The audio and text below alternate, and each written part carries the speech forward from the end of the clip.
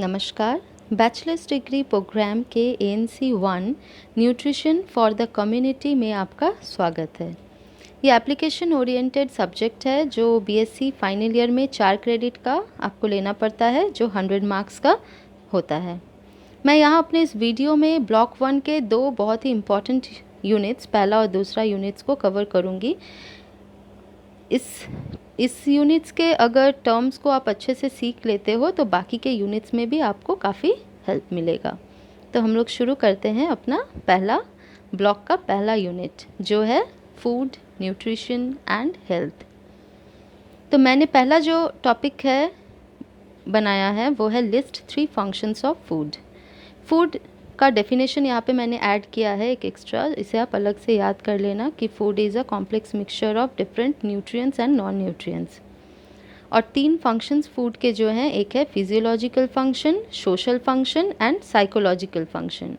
Physiological function में आपको लिखना है जो हम लोग क्लास 10th से पढ़ते आए हैं बचपन से, कि 3 तरीके का फूड होता है, एक energy giving food, body building and protective and regulatory food. तो एनर्जी गिविंग फूड में कार्बोहाइड्रेट्स और फैट के थ्रू हमें मिलता है। बॉडी बिल्डिंग फूड्स वो होते हैं जिसमें प्रोटीन्स होते हैं, और प्रोटेक्टिव एंड रेगुलेटरी फूड्स वे होते हैं जो इनमें विटामिन्स एंड मिनरल्स होते हैं। सोशल फंक्शन में आप लिख सकते हो कि फूड किस तरह से सोशल एक्सेप्टेंस को बढ़ाता है, और फेस्टिवल में हम लोग फूड शेयर करते हैं जिससे भी हमारा फूड एक्चुअली जो है वो एक मीडियम होता है हमारे सोशल एक्सेप्टेंस का। और साइकोलॉजिकल फंक्शन में जैसा यहाँ पे लिखा हुआ है कि we have all emotional needs such as security, love and attention. Food is one way through which these needs are satisfied. तो एक माँ जैसे अपने बच्चे को प्यार दिखाने के लिए खाना बनाती है, तो इस तरह से बेसिकली साइकोलॉजिकल फंक्शन फूड का होता है। यहाँ पे मैंने फिल इन द ब्लैंक्स 3 है जो ऊपर के ही चीज़ों को दोहराया गया है। पहला है कि the body building function of food is related to the presence of protein. Energy giving foods are rich in carbohydrates and fat. Vitamins and minerals have protective and regulatory function.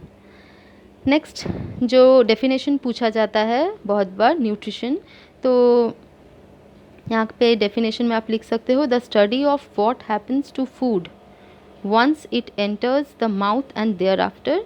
तो इसका स्टडी ही nutrition है basically, कि अगर कोई एक खाना अगर हम कुछ खाते हैं तो मुंह में क्या क्या डाइजेशन होता है, फिर वो कहाँ से स्टमक में जाता है, फिर स्मॉल इंटेस्टाइन, लार्ज इंटेस्टाइन में क्या एब्जॉर्प्शन होता है, ये सब का स्टडी बेसिकली न्यूट्रिशन का स्टडी है। List 3 aspects of eating. 3 aspects of eating में आपको लिखना है social and cultural aspects of eating, psychology of eating and economics of food या ईटिंग। तो इसमें social and cultural aspects of eating में आप लिख सकते हो कि हमारे जो वैदिक ट्रेडिशन में किस तरह से खान पान को 3 भागों में बांटा गया था, सात्विक, राजसिक और तामसिक। सात्विक खाने में फ्रूट्स, वेजिटेबल्स, मिल्क, ये सब आते हैं जो हमारे इंटेलेक्चुअल कैपेसिटी को इंक्रीज़ करते हैं। राजसिक में बेसिकली नॉनवेज खाने आते हैं, और तामसिक में इम्प्योर बासी खाना होता है। सेकंड है psychology of eating. Psychology of eating means individual reactions to food and to the people around us can have a significant psychological influence on our eating pattern. तो हर इंडिविजुअल का अपना खान पान का पसंद होता है, हर किसी का अलग पैटर्न होता है। और इकोनॉमिक्स ऑफ फूड में आप लिख सकते हो कि फूड कॉस्ट्स मनी। तो हर किसी का, हर lower class, upper class, middle class, हर किसी का अपना फूड पैटर्न होता है, उस अपने पैसे के अकॉर्डिंग ही वे सारे न्यूट्रिएंट्स का जुगाड़ करते हैं। नेक्स्ट टॉपिक है list 4 aspects of study of nutrients. हम न्यूट्रिएंट्स का जो पढ़ाई करते हैं उसके 4 एस्पेक्ट्स के बारे में पूछा अगर गया तो हमें ये 4 पॉइंट को याद रखना है, और फिर उसमें आप अपने से भी लिख सकते हो। पहला पॉइंट है food and nutrients. Food and nutrients means हम न्यूट्रिएंट्स का पढ़ाई इसलिए करते हैं ताकि हम हर फूड में कौन से न्यूट्रिएंट्स होते हैं उसे जान सके, और हर न्यूट्रिएंट्स को हर न्यूट्रिएंट्स को अपने खान पान में शामिल कर सकें। सेकेंड है process of ingestion, digestion, absorption, transport, utilization of nutrients and disposal of end products. ये मैंने इसके बगल में इम्पॉर्टेंट इसलिए लिखा है कि ये जो टर्म्स है ये आपको अच्छे से याद रखने हैं, क्योंकि जितने भी न्यूट्रिएंट्स हम लोग बाद के यूनिट्स में पढ़ेंगे, जैसे अगर हम कार्बोहाइड्रेट्स का में आप पढ़ेंगे सेकेंड यूनिट में, तो उसमें पूछा जाता है कि कार्बोहाइड्रेट का डाइजेशन या फिर उसका एब्जॉर्प्शन या फिर यूटिलाइजेशन के बारे में लिखिए। तो हम लोग ये एक्चुअली इंजेशन डाइजेशन एक ही पॉइंट में आ जाता है, एब्जॉर्प्शन और ट्रांसपोर्ट एक ही यूनिट में आ जाता है, और utilization of nutrients third point में आ जाता है। तो इस 3 पॉइंट को हम लोग बाद में डिस्कस करेंगे। तो आपको फ़िलहाल अभी ये 3 पॉइंट्स याद रखने हैं, ये जो प्रोसेस है ये याद रखना है।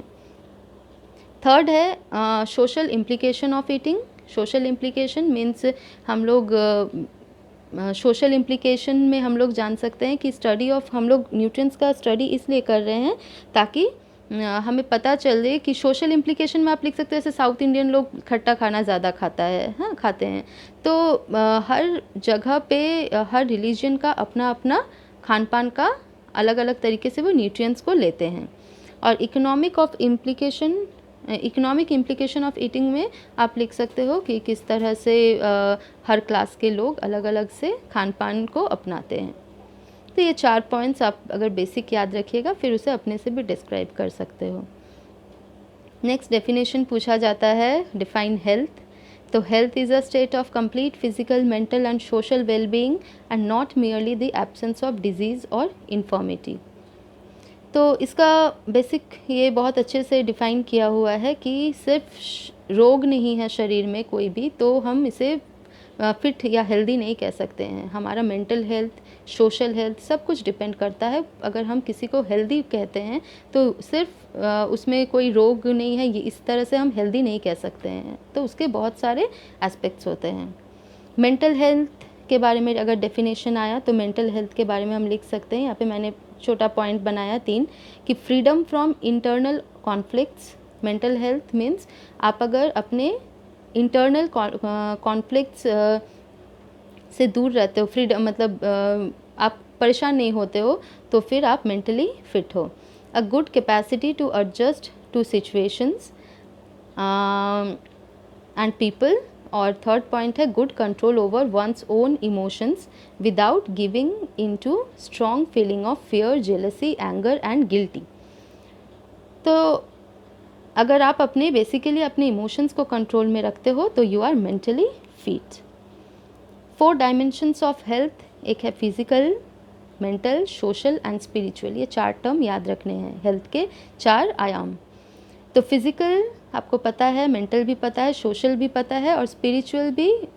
मीन्स स्पिरिचुअल हेल्थ का मतलब है कि आप अगर जिस भी धर्म को बिलोंग करते हो आप उनके अच्छे आदर्शों को अपना कर अपने आप को खुश रख सकते हो, अपने मेंटली आप हैप्पी रह सकते हो, मेंटली बैलेंस बना सकते हो। तो ये 4 आयाम होते हैं। तो इसके साथ हमारा पहला यूनिट ख़त्म होता है। सेकेंड यूनिट जो बहुत ही इम्पॉर्टेंट है ये है मैक्रोन्यूट्रिएंट्स 1। मीन्स यहाँ पे हम कार्बोहाइड्रेट्स और वाटर के बारे में पढ़ेंगे। तो यहाँ पे पहला जो हमारा क्वेश्चन है वो आता है कि right the path of the food in the digestive track. खाना जो है किस किस पाथ से होकर गुजरता है डाइजेस्टिव ट्रैक में। तो डाइजेस्टिव कहाँ कहाँ हमारा डाइजेस्टिव ट्रैक क्या क्या है, एक है माउथ में भी डाइजेशन होता है। ऑइसोफेगस गले का जो पोर्शन होता है यहाँ पे चेस्ट के पास, तो वो होता है oesophagus, stomach, small intestine, large intestine, rectum and anus. तो ये आपको टर्म याद रखना है। नेक्स्ट यहाँ पे मैंने एक स्टार मार्क देके लिखा है एक चीज़ जिसे आपको जस्ट याद रखना है कि पैनक्रिया और लिवर जो है ये डाइजेस्टिव ट्रैक के पार्ट नहीं होते हैं, but they secrete certain juices which do play a role in the process of digestion and absorption of food। ठीक है, वो कुछ जूसेस देते हैं लेकिन ये डाइजेस्टिव ट्रैक के पार्ट में नहीं आते हैं, लिवर एंड पैनक्रियाज। नेक्स्ट है डाइजेशन ऑफ फूड। अब हम लोग जो है पढ़ेंगे वाटर का जैसे कार्बोहाइड्रेट्स आएगा तो कार्बोहाइड्रेट्स का डाइजेशन कहाँ पे होता है। तो digestion normally in general digestion of food कहाँ पे होते हैं, ठीक है। तो डाइजेशन ऑफ फूड में पहला है mouth. While food is in mouth, it acted upon by an enzyme amylase which acts only on cooked carbohydrates and partially digests them or break them up to smaller units. तो सबसे पहले मुंह में digestion होता है। मुंह में कुछ जूसेस एंजाइम्स होते हैं जो खाने को आधा पचा देते हैं लगभग। अगर हम उसे काफ़ी देर तक चबा के खाते हैं तो वो एंजाइम्स और अमाइलेस जो होते हैं वो खाने को काफ़ी छोटे छोटे पार्ट्स में डिवाइड कर देते हैं और पचाने में हेल्प करते हैं। सेकंड वो जाता है स्टमक में। Food gets mixed with the digestive juice. तो स्टमक में डाइजेस्टिव जूसेस प्रेजेंट होते हैं जिसे गैस्ट्रिक जूस कहा जाता है। तो उसके थ्रू भी खाना जो है वहाँ पे पचता है। थर्ड है small intestine. Small intestine not only contains intestinal juice but also secretions from the liver and pancreas. Small intestine में जो है यहाँ पे कौन सा जूस अगर आपको पूछेगा कि स्टमक में कौन सा जूस होता है तो आप लिख सकते हो गैस्ट्रिक जूस। स्मॉल इंटेस्टाइन में इंटेस्टाइनल जूस। और इसके साथ ही स्मॉल इंटेस्टाइन में जो मैंने कहा था लीवर और पैनक्रियास जूस देते हैं तो वो स्मॉल इंटेस्टाइन में देते हैं जिसके थ्रू खाना जो है वो पचता है। यहाँ पे है कि secretion from the liver is called bile. तो लीवर से जो जूस निकलता है उसे बाइल कहते हैं और पैनक्रियास से जो निकलता है उसे पैनक्रियाटिक जूस कहते हैं। फोर्थ, लार्ज इंटेस्टाइन में खाना जो है वो डाइजेस्ट होता है। The food which is not absorbed in the small intestine with large amount of water passes on large intestine and here excess water is reabsorbed and solid matter is eliminated from the body. तो ये हमारा 4 digestion of food जो है किस तरह से कहाँ digestion होता है ये आपको याद रखना है। फिर आता है हमारा अब्जॉर्प्शन ऑफ फूड। कहाँ पे हमारा अब्जॉर्प्शन होता है। तो इसे आपको याद रखना है कि अब्जॉर्प्शन ऑफ फूड सिर्फ स्मॉल इंटेस्टाइन में होता है। तो आपको सिर्फ स्मॉल इंटेस्टाइन इसमें याद रखना है।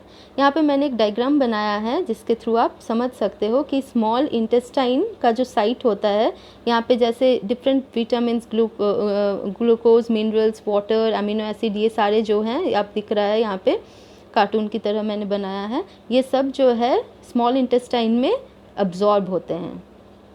अब्जॉर्ब अगर हो गए ये सारे चीज़ तो ये अब्जॉर्ब के बाद ब्लड जो है उसे इन सब चीज़ों को glucose minerals amino acid water ये सब को कहाँ ले जाता है बॉडी सेल में। बॉडी सेल में क्या क्या आता है muscle cell nerve cell kidney cell and liver cell. तो ये हमारा अब्जॉर्प्शन ऑफ फूड जो है स्मॉल इंटेस्टाइन में होता है और स्मॉल इंटेस्टाइन में ये सारे जो मिनरल्स हैं या विटामिन्स हैं ये जो अब्जॉर्ब होते हैं खाने डाइजेशन के बाद तो ये ब्लड के थ्रू से डिफरेंट सेल में बॉडी सेल में चले जाते हैं। उसके बाद हमारा utilization of food. Utilization of food आता है उसमें एक है मेटाबॉलिज्म। एक टर्म आता है मेटाबॉलिज्म। तो मेटाबॉलिज्म क्या होता है chemical change that takes place in the cell में जो केमिकल चेंजेस होते हैं उसे मेटाबॉलिज्म कहते हैं। और ये 2 तरीके का होता है। फर्स्ट होता है कैटाबॉलिज्म एंड एनाबॉलिज्म। कैटाबॉलिज्म में break down of complex substances into simpler one और एनाबॉलिज्म में manufacture of complex substances from simple one. तो ये टर्म आपको याद रखना है। ये भी पूछा जाता है काफ़ी बार पूछा गया है। ठीक है यूटिलाइजेशन ऑफ फूड। तो आप लोगों को ये मोटा मोटी समझ में आ गया कि 3 होता है। एक होता है डाइजेशन एक होता है अब्जॉर्प्शन और एक होता है utilisation of food.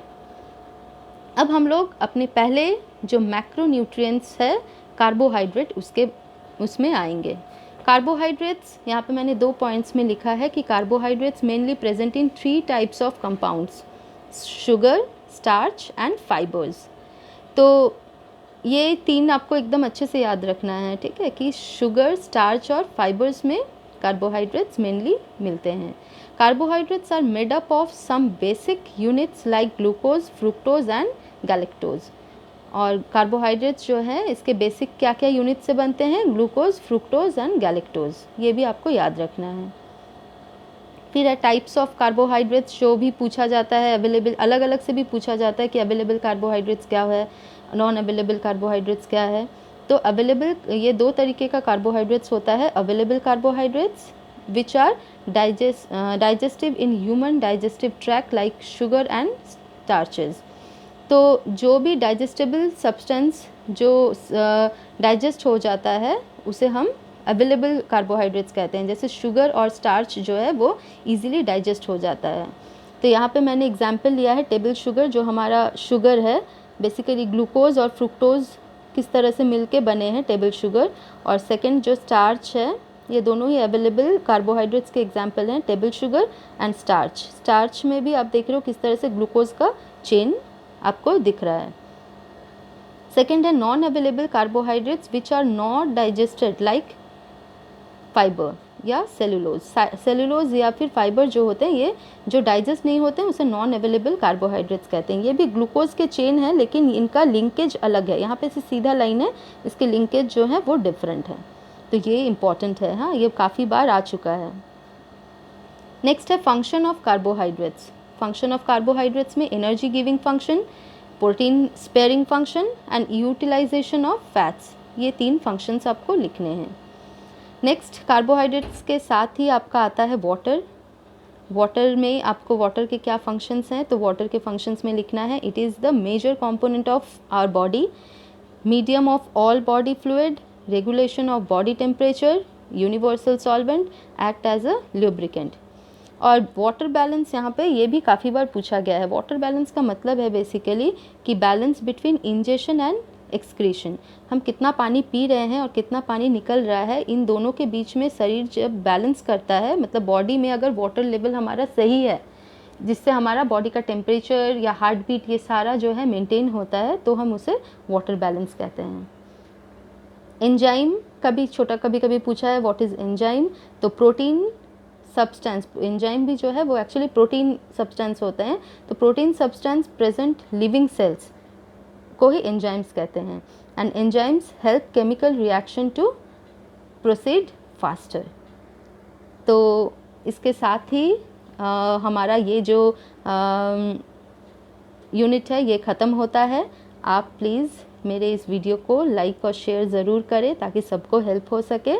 Thank you very much.